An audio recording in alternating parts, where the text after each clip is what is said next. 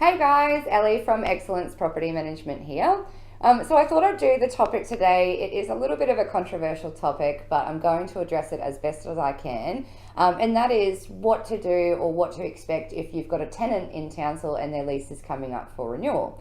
The reason I wanted to cover this was I've been approached by a few landlords in the last couple of weeks whose properties are being managed by another property manager, and their lease is coming up for renewal, and the advice they've gotten from their property manager is that the market rent has not changed and they should offer their tenant the same rent. However, everything in the media and social media suggests otherwise, where obviously we've just had this major event and there is a housing crisis, and the vacancy rate in Townsville at the moment is actually 1.08%. So it's the lowest it's been for a very, very long time. So if you're being told, you can only get the same rent and you're seeing all these reports, you'd be very confused, and I can totally understand why. But with the conflicting information, it does make it hard to know what to do if the lease is coming up for renewal. So I just thought I'd give you my opinion and I guess my suggestion on what I would do and how I would handle it, because we don't want you in a really messy situation where you're being accused of price gouging and you end up in court. But we also, as an investor, we don't want you to miss out on getting a better return on your investment property. It is just that, it's an investment. So if the opportunity is there to increase your return, you'd be silly if you didn't do it. So the first thing I would suggest is take a long-term view on this. So if you're getting $350 per week at the moment, realistically, if your tenant moved out, you could take it to the market, you could get $100 per week rent increase. That would be fantastic. However, it's going to be very short term because you'll probably get someone at that rate, but it's only going to be for about 6 months. And then in 6 months' time, if the market rent drops, which is very likely to do so, then you're going to lose that tenant. So you're going to have another vacancy, but then you're going to have to find another tenant at a lower price, and there's not going to be longevity on your income.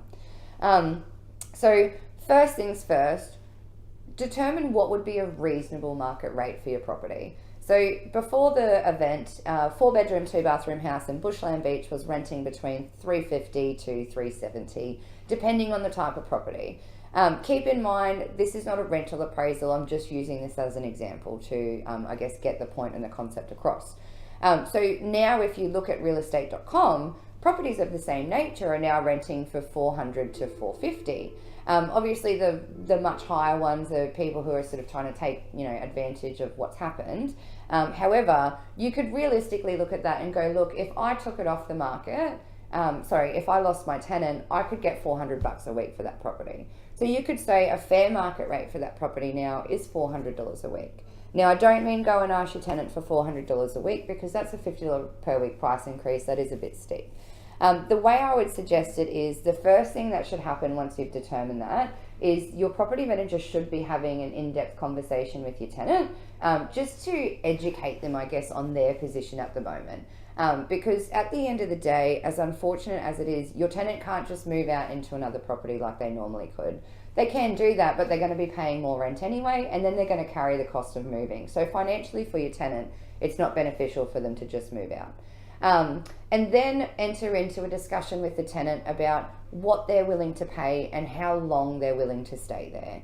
And that's going to tell you, I guess, the longevity of that offer.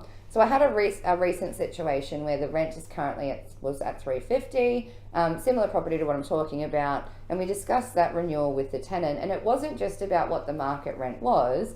We've got to base it on the affordability of the tenant as well, and whether they can realistically stay in that property for the next lease. So if you try to put their rent up $50 a week, the average person can't afford to pay such a hefty increase. And again, you want to basically keep some longevity there. So what we actually came up with this tenant was that she would renew for 18 months, and she would pay a $30 per week rent increase. So it's going from $350 to $380. To put that into statistics, that's an 8.57% increase on the rent. So it's not drastic, and the tenant can afford it. But also, for our owner, they're getting a substantial increase in their rent, so they're not missing out on anything, but they can now get that for the next 18 months. So there's going to be that longevity there on their income. So not only are they going to keep the same tenant, they've got that increase, it's going to last for a long period of time. So regardless of what happens in the market over the next 18-month period, and again, like I said, it's very unsure, the owner is going to benefit, the tenant's got somewhere they can live, they can afford it, and everyone's happy. And that's how I would suggest you approach those lease renewals and that negotiation with your tenant.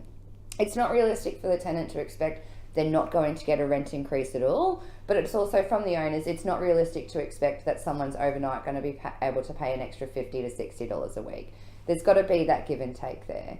And again, just be really careful with those rent increases. I don't mean don't do them, but like I said, it's got to be reasonable. If you force your tenant into a situation where they have to pay an extra $60 a week, the tenant can actually go to court and have QCAT, Queensland Civil and Administrative Tribunal, make an order to actually remove that rent increase altogether because of what's actually happened in Townsville. So a bit of a sensitive topic, and please keep in mind, this information is specifically for investors. So I definitely don't condone price gouging or anything like that, but our job is to get our investors the best return on their investment. So for me to tell them at the moment not to try and get a rent increase wouldn't be helping them at all and wouldn't be realistic. And again, it's an investment property, and particularly for owners who, look, we know you've been suffering from for a long time. Obviously, rents went down quite drastically, and most properties are heavily negatively geared. So if you're a tenant, keep that in mind too.